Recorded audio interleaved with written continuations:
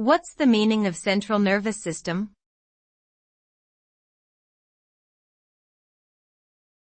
Central nervous system.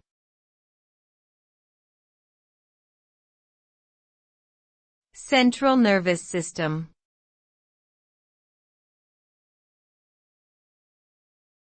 Central nervous system.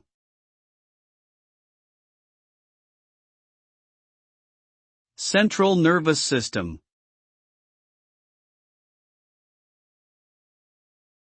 The central nervous system, CNS, is the part of the nervous system that coordinates the activity of the entire body.